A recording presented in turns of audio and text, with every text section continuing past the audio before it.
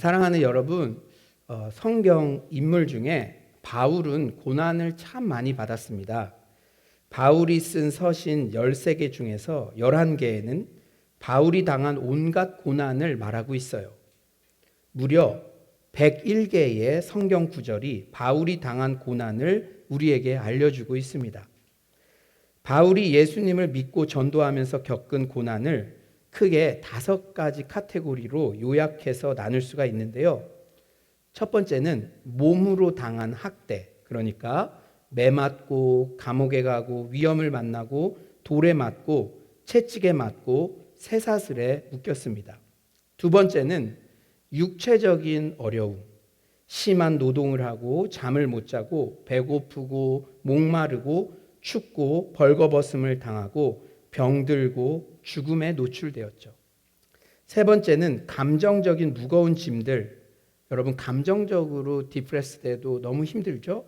바울도 예외가 아니었어요. 거짓 비방을 당하고 욕을 먹고 만물의 찌꺼기 취급을 받고 눈물을 흘리고 슬픔을 당하고 절망 속에 빠졌습니다. 네 번째로 물질적인 고난. 가난하고 집이 없고 누더기 옷을 입고 궁핍하고 가진 것이 없는 그러한 어려움을 겪었어요. 마지막으로 영적인 방해를 당했습니다. 방해를 받고 적대자들이 대항하고 거짓 사도들의 공격을 받고 친구들로부터 버림을 받고 악한 영의 공격을 받았습니다. 그런데 제가 놀라운 것은 오늘 본문 8에서 9절이에요. 이런 고난의 종합 선물 세트 같은 그러한, 나는 이 중에 하나라도 당하면은 쓰러질 것 같은데, 이런 고난의 한가운데 있던 바울이요, 오늘 본문 8에서 9절에 놀라운 고백을 합니다. 우리 8에서 9절을 온라인으로 들으시는 분들도 우리 정말 믿음을 가지고 다 같이 한번 읽어봅시다. 8에서 9절입니다. 시작. 우겨쌈을 당하여도 쌓이지 아니하며 답답한 일을 당하여도 낙심하지 아니하며 박해를 받아도 버림받지 아니하며 거꾸러뜨림을 당하여도 망하지 아니하고. 원어로 살펴보면 4가지 상황의 의미가 더욱 공감이 가요. 사방에서 압박을 당해도 나는 찌그러지지 않는다. 당황하게 되지만 완전히 당황해서 널브러지지 않는다. 박해를 받지만 완전히 버려지지 않는다. 이것은 종말의 신앙을 갖고 있었던 거예요.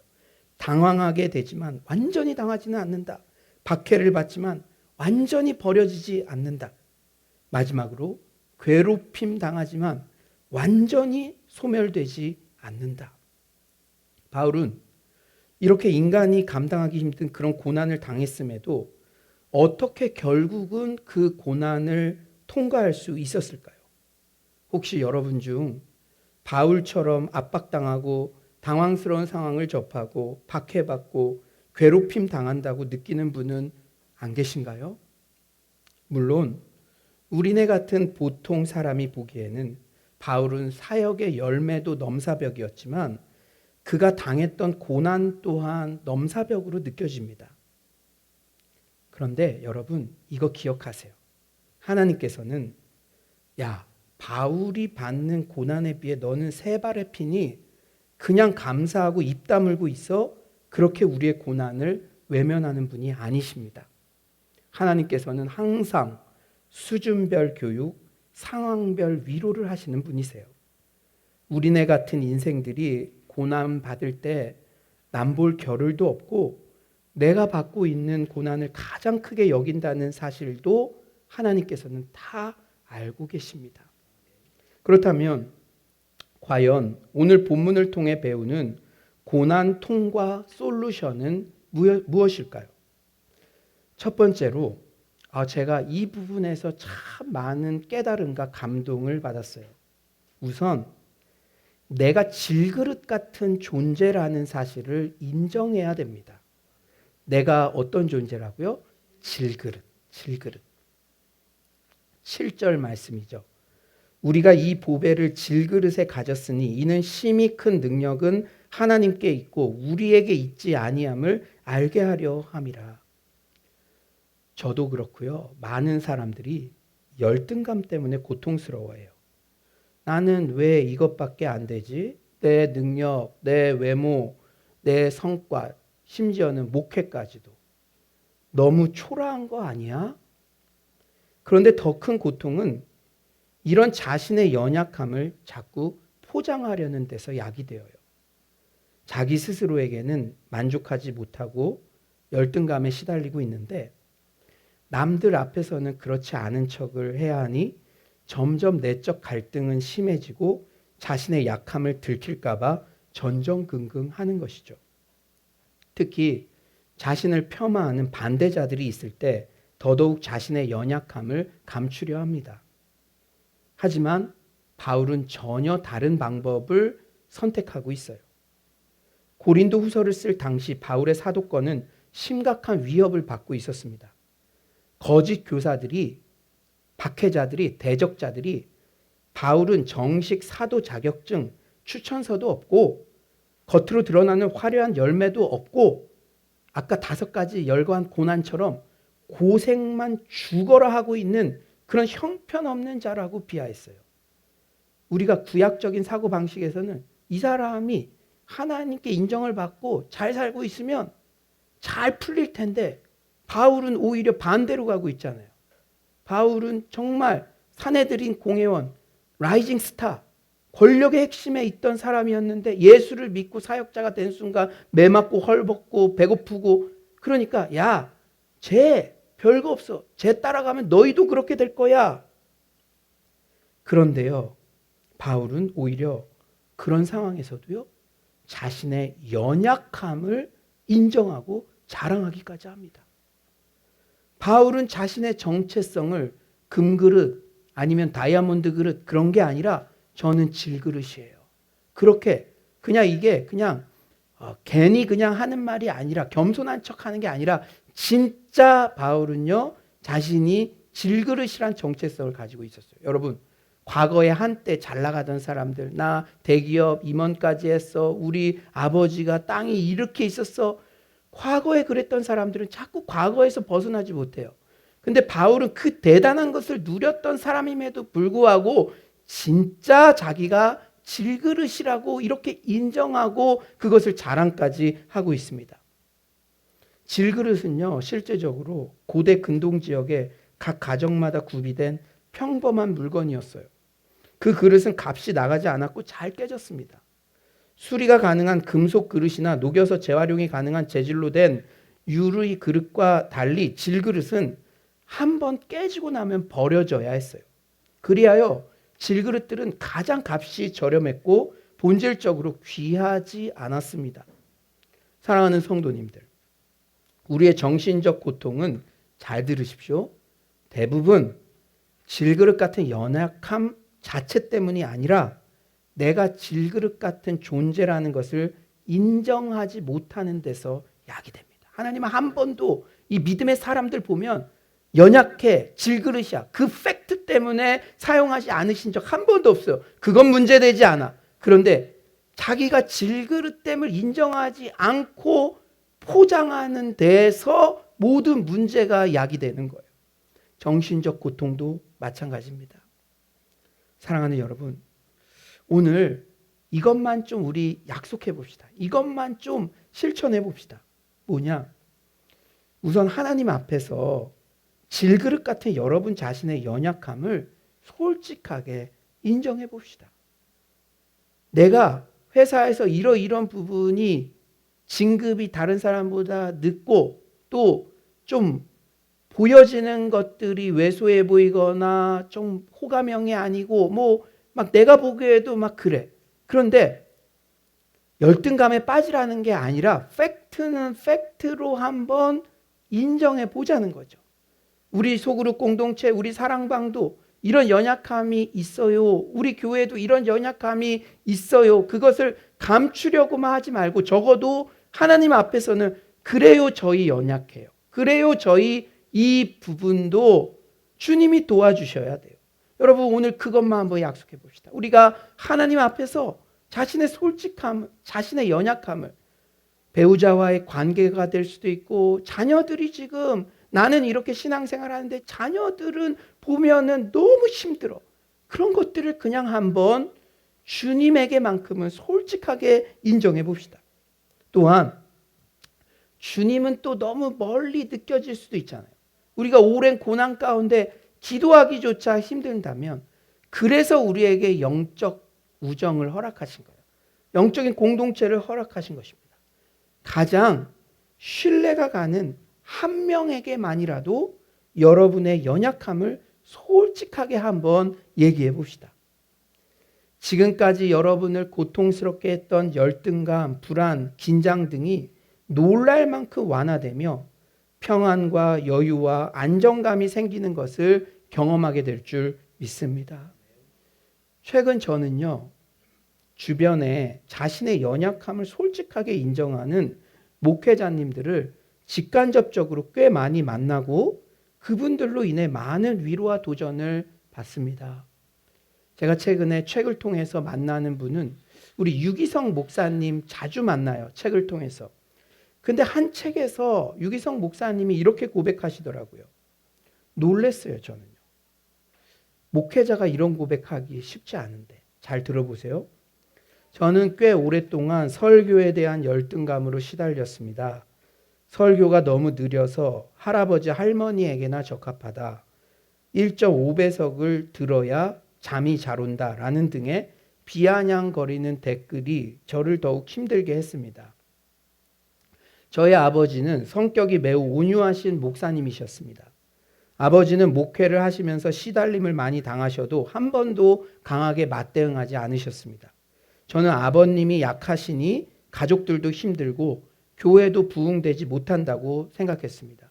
그리고 친구 아버지들, 성격이 강하시고 카리스마 있고 부흥에 다니시는 그분들을 좀 아버지가 닮았으면 좋겠다라는 생각도 했습니다.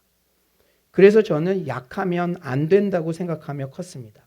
약하면 죽는 줄 알았습니다. 그러다가 고린도전서 1장 27절을 묵상하게 되었습니다. 그러나 하나님께서 세상에 미련한 것들을 택하사 지혜 있는 자들을 부끄럽게 하려 하시고 미련한 것들을 택하셨다. 약함도 문제되지 않는구나. 하나님이 택하셨구나. 그런데 이 말씀이 믿어지지가 않았습니다. 내 주변의 많은 사람들은 강해야 살아남고 강해야 대접받고 우리 아버지처럼 약하면 무시받는다고 생각했기 때문입니다. 3일을 이 말씀을 붙잡고 씨름하며 이 말씀이 믿어질 때까지 붙잡고 씨름했는데 이 말씀은 이해의 영역이 아니라 믿음의 영역이라는 것을 깨닫고 이 말씀을 있는 그대로 믿겠다고 선포했습니다. 그때 무엇이 서러웠는지 통곡하며 울었습니다. 그만큼 제 어깨에 드리워졌던 열등감의 멍에가 컸던 것입니다. 그러나 그때부터 설교가 편해졌습니다. 제 질그릇 같음을 받아들이고 그것 때문에 주님이 택하셨다고 믿고 나니 설교를 잘하려고 애를 쓰기보다 주님의 말씀만 정확히 전하려고 애를 씁니다. 저의 연약함을 고백할 수 있게 되었습니다. 예전에는 다른 목사님 설교를 안 들었는데 들리지도 않았는데 내 열등감만 표출되는 것 같아서 이제는 다른 목사님들 설교를 듣고도 은혜 받게 되었습니다. 그러고 난 후 이상하게도 이때부터 여기저기서 말씀을 전해달라는 요청을 받기 시작했습니다. 저는 얼마 전 지인 형님 목사님으로부터도 비슷한 교훈을 받은 적이 있습니다. 제가 참 부끄러운 고백인데요. 개척교회 목회자 모임을 했었어요. 그런데 은사 교수님께서 다른 마음 없이 실제 돕고 싶으신 마음에 각 교회에 몇 명이나 모이냐고 그렇게 물어보셨습니다. 제가 어떻게 대답할게요? 저는 500명 이렇게 말씀드리니까 다들 놀라더라고요. 막 배신감을 느끼는 것처럼 교수님도요. 그래서 제가 유튜브 구독자 500명이고 열심히 달려가고 있습니다. 그렇게 얼버무려 대답했습니다. 아멘. 이 설교 다 들으면 아멘 좀 창피할 겁니다. 그런데 다음 차례 진 형님 목사님께도 교수님이 동일한 질문을 했어요. 또 형님이잖아요. 그 개척교회 목사님 중에 제일 형님이고 저보다도 5, 6살 많은 형님이에요. 그 지인 형님 목사님한테 몇 명이나 모이세요? 9명 모이고 있습니다.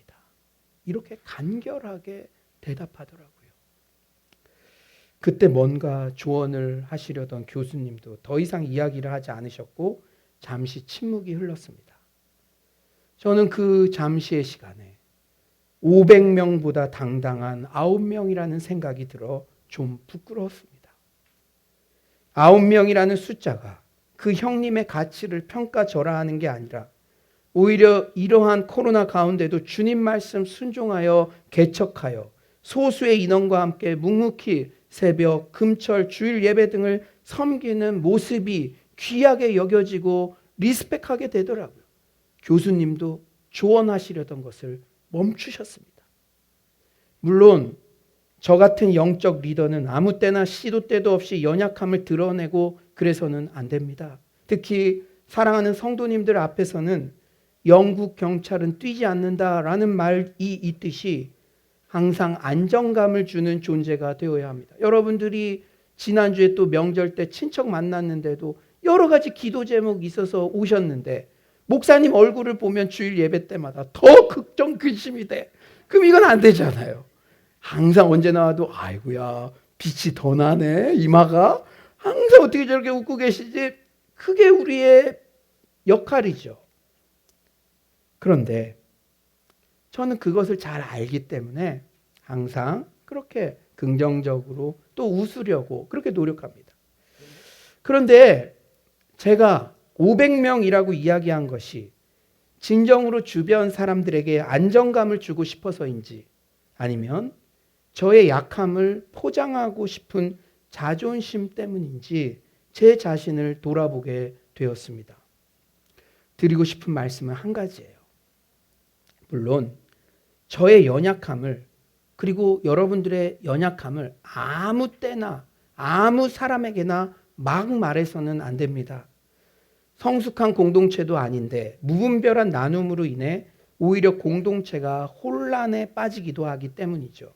하지만 우리 주변에 자신의 어떤 연약함을 이야기해도 받아줄 수 있는 그런 영적 우정관계 한 명 이상은 꼭 필요합니다. 그래야 괴물 신앙인이 되지 않아요. 누구 한 명만큼에게라도 자신을 있는 그대로 약한 모습을 나의 힘든 상황을 얘기하면서 인정하게 되는 거죠. 안 그러면 포장합니다. 사랑하는 여러분, 내가 원래 질그릇 같은 존재임을 인정하고 더 이상 포장하려고 헛된 시도를 하지 않을 때 우리는 겸손함을 유지할 수 있고 약할 때 강함 되시는 놀라운 하나님을 경험하게 될 줄 믿습니다. 여러분, 저는 이번 주에 경험했어요. 이것만 하나 약속해 봅시다. 여러분들이요, 부부관계 가운데도 또 재정적인 상황에서도 또 회사에서 할 때도 배우자한테도 얘기 못한, 특히 대한민국 남성들은요, 지금 부도 직전인데도 그거 말 못해요. 토끼 같은 자녀. 그러나 하나님에게만큼은 이번 주에 다 얘기해 봅시다. 그리고 진짜 믿는 한 명 있잖아요, 친구. 그 친구한테 한번 얘기해 보세요. 연약함을, 나는 질그릇입니다 라는 것을 인정하는 것만으로도 여러분의 영혼의 자유와 안정감을 주실 줄 믿습니다. 두 번째로, 내 안에 계신 보배이신 주님을 바라봐야 됩니다. 내 안에 계신 보배. 우리 7절을 다시 한번 읽어볼까요? 7절입니다. 7절 시작. 우리가 이 보배를 질그릇에 가졌으니 이는 심히 큰 능력은 하나님께 있고 우리에게 있지 아니함을 알게 하려 함이라. 아멘. 이 말씀 얼마나 귀한 말씀인지 몰라요.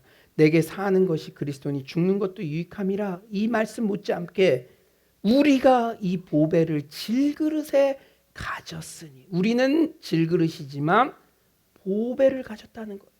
바울은 자신의 정체성을 질그릇이라고 인식한다고 해서 결코 열등감에 빠지지 않아요. 질그릇 같은 연약한 자신 안에 보배이신 주님께서 계시기 때문입니다. 여러분들 알기 쉽게 설명할게요. 우리 장효연 집사님, 과거에는 현금 부자들이요, 이 돈다발을 막 신문지에 싸서 이렇게 주기도 했잖아요. 근데 그 신문지 얼마나 볼품 없습니까? 어떤 거는 삼류 잡지 막 그런 거, 막 여자분들이 추워 보이는 그런 것들도 막 이렇게, 아이고 어떻게 저럴 수 있어? 그렇다고 그거 안 받습니까?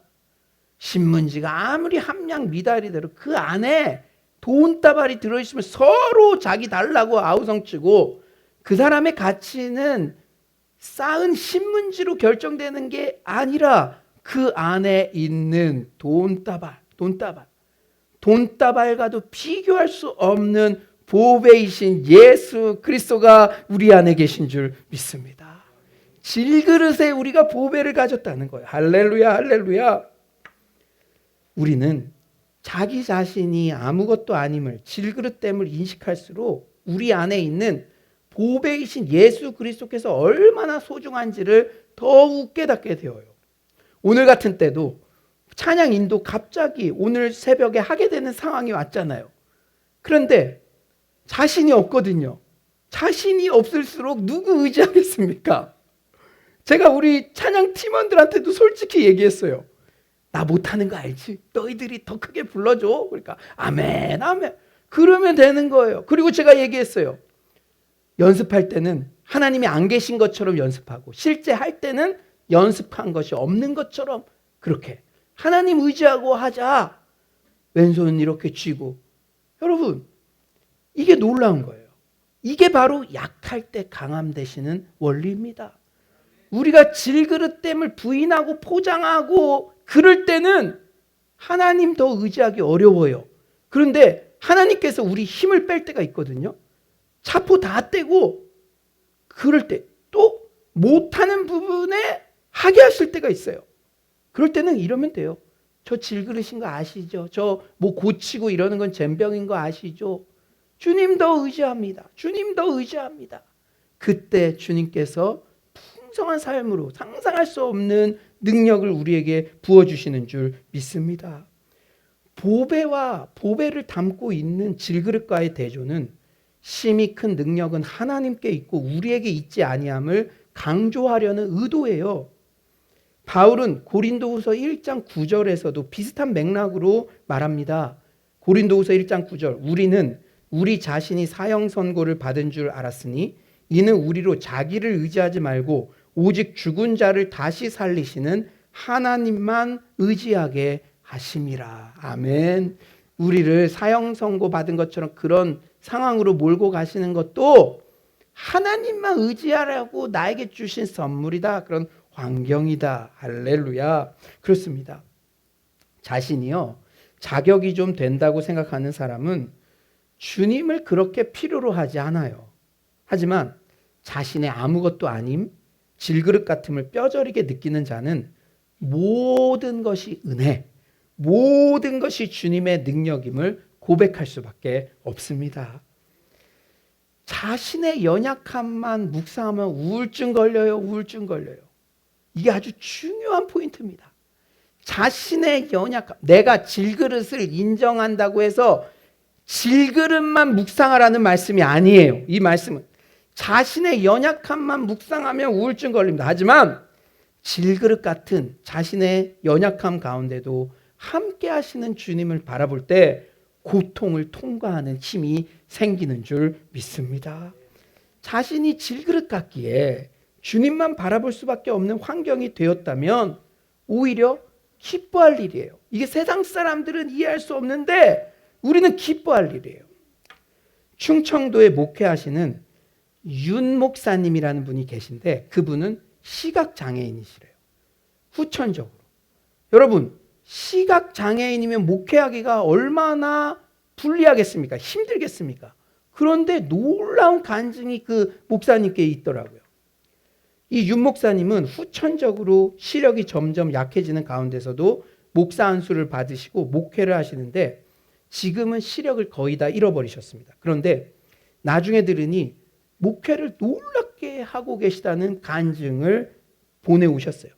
아무것도 보이지 않으니까 목사님께서 아무것도 안 보이니까 누구만 보겠습니까? 주님만. 아무것도 안 보여요. 우리는 보이는 게 너무 많으니까 유튜브도 볼 수 있잖아요. 그 목사님은 아무것도 안 보이니까 주님만 묵상하신대요. 말씀도 못 읽으셔서 사모님이 말씀을 읽어주시면 그냥 듣고 암송해 버리십니다. 그렇게 암송하며 주님 바라보는 중에 주님이 마음에 어떤 메시지를 주시면 그것을 사모님에게 말씀해 주시고 사모님은 받아 쓰신대요. 그리고 주일 예배 때 그 받아 적으신 것을 목사님도 아니고 목사님은 글이 안 보이니까 사모님이 교인들에게 읽어주신답니다. 교인들이 앞이 보이지 않는 목사님의 말씀에 큰 은혜를 받고 교회는 부흥되었대요. 주님을 바라보는 것이 이렇게 놀랍습니다. 주님과 동행하니 목사님의 질그릇 같은 조건이 오히려 목사님의 능력이 되신 겁니다. 세 번째로 오늘 본문이 우리에게 전해주는 고통 극복 솔루션, 이것도 너무 중요해요. 내 안에 계신 주님만 바라보는 것이 아니라 상대방 마음에도 계신 주님을 바라봐야 합니다. 우리가요 겪는 고통 중 인간관계의 고통, 이게 너무나 크죠. 사랑하는 여러분, 직장생활 뭐가 제일 힘듭니까?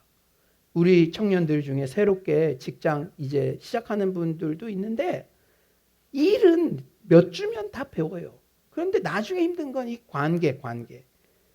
우리가 가정 안에서도 많은 시간들을 함께 보내는데 명절 때 저도 청소년 때 늘 그랬다. 사랑 참 힘들다. 이게 아니라 가족 참 힘들다. 이 관계가 이게 너무 어렵잖아요. 특히 부부관계, 가족관계 등 가까운 사람과의 관계에서 받은 상처의 충격은 더더욱 크죠. 가까운 사람, 믿었던 사람에게 몇 번 배신을 당하고 나면 사람은 절대 변하지 않는다고 그렇게 인정해버려요. 저도 이것을 주의합니다. 목회자가 사람은 절대 변하지 않는다 이 생각하면 끝나는 거예요. 그냥 낙심하는 거예요. 그 생각이 들어오면 어떻게 양육을 할 수가 있겠습니까? 어떻게 말씀을 전할 수가 있겠습니까? 사람은 절대 변하지 않는다. 내 남편은 절대 변하지 않는다. 사탄이 주는 생각이에요. 그런데 우리가 왜 사람은 절대 변하지 않아 그렇게 그냥 자신을 자위하면서 살아갈까요? 왜 그럴까요? 자기를 지키고 싶어서. 다시 희망 고문으로 상처받기 싫으니까 그렇습니다. 하지만 사람의 변화를 믿지 않는 것은 우리 안에 계신 주님을 믿지 않는 것이나 마찬가지예요. 물론 사람은 잘 변하지 않아요. 하지만 나를 힘들게 하는 그 사람은 변하기 어렵더라도 그 사람 안에 계신 주님께서는 그 사람을 변화시킬 수 있다는 믿음을 가져야 합니다. 여러분, 하나님은 어떤 능력을 갖고 계십니까? 신구약 성경은 반복해서 하나님의 능력을 강조하죠. 첫째, 하나님은 전능하십니다. 우리 마가복음 10장 27절 다 같이 한번 믿음으로 큰 목소리로 읽어봅시다. 시작. 예수께서 그들을 보시며 이르시되 사람으로는 할 수 없으되 하나님으로는 그렇지 아니하니 하나님으로서는 다 하실 수 있느니라. 아멘. 그 사람의 변화, 사람으로는 할 수 없어도 누구는 다 하실 수 있다고요? 하나님으로서는 다 하실 수 있다. 둘째로 하나님은 어떤 누구에게도 권력에게도 방해받을 수 없으세요. 이사야 14장 27절은 말씀하시죠. 만군의 여호와께서 경영하셨은즉 누가 능히 그것을 패하며 그의 손을 펴셨은즉 누가 능히 그것을 돌이키랴. 세 번째로 하나님의 능력은 성도에게 내면적인 힘을 줍니다. 여러분의 자녀들이요 지금 믿음에서 점점 멀어져 가고 있는 것 같아요. 그래도 실망하지 마세요. 우리는 그 자녀를 믿는 게 아니라 그 자녀 안에 계신 보배이신 예수 그리스도를 믿는 부모입니다. 하나님의 능력은 우리 자녀에게, 성도들에게 내면적인 힘을 줘요. 에베소서 6장 10절은 말씀하시죠. 끝으로 너희가 주 안에서와 그 힘의 능력으로 강건하여지고. 지금 내 자녀를 보면은 너무 낙담이 돼. 방에서 안 나온 지 몇 개월이 지났어. 저도요, 그런 직간접적인 경험들을 들어도 보고 해봤기 때문에 알아요. 그때 얼마나 부모님이 무너지는지. 그러나 끝까지 붙잡아야 될 게 있어요. 그 힘의 능력으로 강건하여지고. 할렐루야. 하나님은 사람을 변화시킬 능력이 있는 줄 믿습니다. 저는요, 제 코드와 좀 다른 사람들을 만날 때마다 되뇌이는 말이 있어요. 제가 금융권에 있었을 때도 은행의 본점에 있다가 지점에 나가다 보니까 이것도 다 인간관계야. 그리고 은행은 지금은 많이 바뀌었지만 왕언니들이 많아요. 왕언니들. 남자 직원들은 사실은 정규직 소수고 이 왕언니들의 권세가 대단합니다. 저는 누나들 밑에 자랐어도 이거 쉽지 않더라고요. 그래요. 그런데 또 직장 생활할 때도 그렇고 이 교회도요, 하나님이 죄인들을 찾아 나서신 거잖아요. 그러니까 교회는요, 우리끼리 얘기지만 문제 없으면 올 이유도 없어요. 우리가 뭔가 크고 작은 문제가 있으니까 이 자리에 온 거니까, 이 자리에 완벽한 성인 군자들만 모였을 거라고 생각하는 건 어불성설이죠. 다 내가 약하듯이 약한 사람들이, 힘든 사람들이 모인 거예요. 그럴 때 저는요, 이 제 코드와 좀 다른 사람들을 만날 때마다 되뇌이는 말이 있어요. 뭐냐? 저 사람을 위해서도 예수님께서 십자가에 못 박혀 대신 돌아가셨지. 우리는요, 세상의 중심이 나인 것 같고 하나님이 이 세상에 나만 있는 것처럼 사랑하는 것 같다. 그런 자존감을 가지는 건 좋지만, 그러나 또 자기만 봐서는 안 돼요. 내가 그런 자존감을 갖고 있듯이 하나님은 저 사람을 위해서도 모든 것을 아낌없이 주신 분이세요. 독생자 예수까지도. 내가 볼 때는 함량미달 같고, 그렇지만 하나님 보기엔 눈에 넣어도 안 아플 그런 하나님의 자녀라는 것이죠. 여러분들도 한번 따라해 보세요. 저 사람을 위해서도 예수님께서 십자가에 못 박혀 대신 돌아가셨지. 그 사람은 신뢰의 대상이 아니지만 그 사람 안에 계신 주님은 굳건한 신뢰의 대상입니다. 한 목사님 부부가 계셨대요. 그런데 남편 목사님이 특정한 사유로 반복적으로 사모님께 잘못을 저질렀대요. 각서까지 썼는데도 또 그랬대요. 한두 번은 사모님이 용서했지만 2번이 마지막이라고 했는데 목사님이 또 잘못을 저질렀다고 합니다. 사모님이 이제 더 이상 당신을 용서할 수 없다고, 이번에도 용서하면 다음에도 또 그럴 것 아니냐며 비수에 꽂힌 말을 했대요. 한 번도 사모님이 그런 말 한 적 없는데 이거 큰일 났다 싶어서 목사님이 교회에 가서 기도를 막 했답니다. 그래서 큰일 났다. 그리고 마음을 정리하고 깨닫게 해주시는 말씀이 있어서 오자마자 이 목사님 진짜 강 큰 남자예요. 사모님에게 다짜고짜 당신 하나님을 믿으세요? 이렇게 물었대요. 당신 하나님 믿으세요? 지금 싹싹 빌고 막 그래도 어디서 설교를 하시나 신앙교 당신 하나님을 믿으세요? 사모님이 대답할 가치도 없다는 듯 말을 하지 않으셨대요. 그랬더니 목사님께서 계속해서 말씀합니다. 여보, 정말 할 말이 없구려. 그런데 하나님께서 10년 후에도 나를 이런 모습으로 놔두실까요? 여보, 정말 할 말이 없지만 하나님을 믿으면 나를 용서해 주구려. 그때 사모님의 눈에서 눈물이 흘렀습니다. 마음을 돌이켰습니다. 주님을 믿으니 그 종을 용서하는 것입니다. 여러분 그렇다고 이것을 악용해서는 안 되겠죠. 그러나 사모님은 믿으신 거죠. 질그릇에 보배를 가졌으니. 아멘이십니까?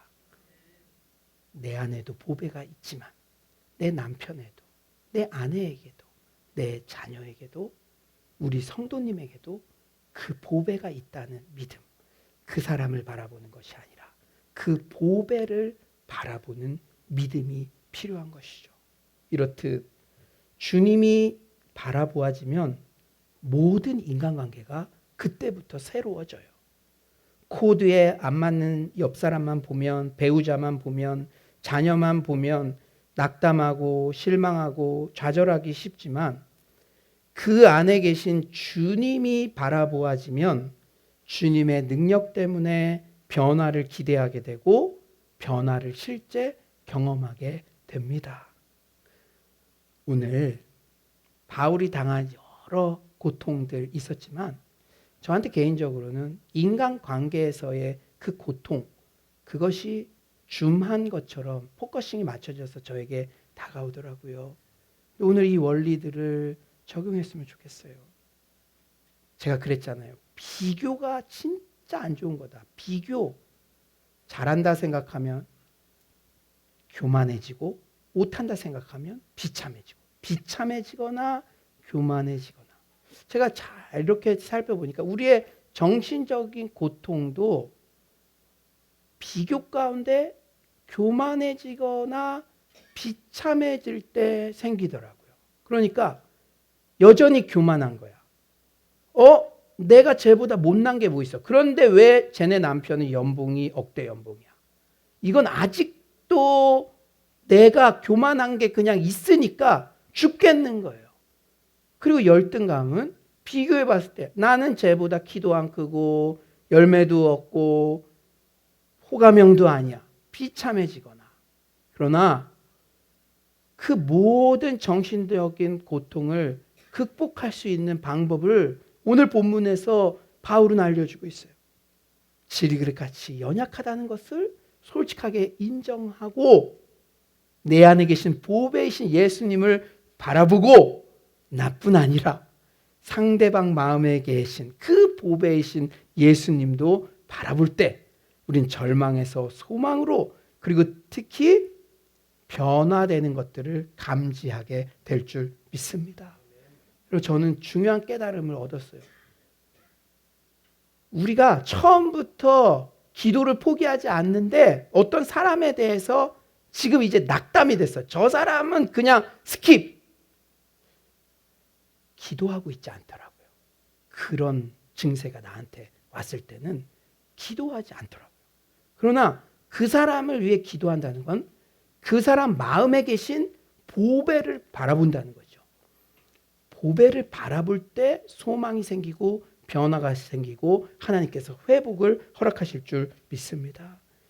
이제 말씀을 정리하겠어요. 제가 요새도요, 순간순간 작년 인생 재건축 완공 예배 때 이 파키스탄 데이빗 선교사님께서 오셔서 하셨던 말씀이 떠올라요. 정식 설교 시간이 주어진 것도 아니라 광고 시간에 짧게 나누셨고 저와 개인적으로 대화하신 내용 약간이었는데 그 말씀이 깊은 여운을 남겨요. 아마 성령님께서 역사하실 때 이런 게 아닐까 생각이 들어요. 그때 어떤 말씀 해주셨죠? 첫 번째, 저는 기도할 때 약 2시간 동안 예수님의 눈만 봅니다. 그러면 다 해결이 되어요. 둘째, 사람을 버리지 마세요. 그런데 이 두 가지 교훈에 오늘 설교 말씀의 주제가 다 들어가 있어요. 내 안에 계신 보배이신 예수 그리스도께 우리의 시선을 맞춥시다. 쉬지 말고 기도하라. 여러분 기도 시간을 정해서 물론 기도하는 것도 좋고 여러 가지 기도 제목을 구체적으로 하는 것도 좋지만 한 번쯤은 일주일에 한 번쯤은 예수님의 눈만 한번 바라봐 보세요. 예수님의 마음만 한번 느껴보세요. 그 안에 모든 해답이 있는 줄 믿습니다. 사랑하는 여러분, 내 안에 계신 보배이신 예수 그리스도께 우리의 시선을 맞춥시다. 나의 연약함, 질그릇됨을 부정하려고 포장하려고도 하지 말고, 그렇다고 나의 연약함만을 묵상해서 디프레스 되지 말고 주님을 바라봅시다. 또한 내 안에 있는 주님만 보는 게 아니라 그 사람의 마음 안에도 계신 주님을 바라봅시다. 사람을 버리지 맙시다. 혹 그 사람은 가능성 없어 보여도 그 사람 안에 계신 주님 때문에 변화를 기대하며 소망을 가져봅시다. 우리가 이 보배를 질그릇에 가졌으니 오늘 설교를 통해 이 한 말씀만 우리 가슴 속에 새겨져도 수지 맞는 것인 줄 믿습니다. 아무쪼록 나의 질그릇됨을 인하여 오히려 보배이신 예수님이 영광을 받으시며 내 안에, 너 안에, 우리 안에 계신 보배이신 예수님을 바라보며 고난을 넉넉히 통과하는 서울로의 모든 성도님들 되시기를 간절히 축원합니다.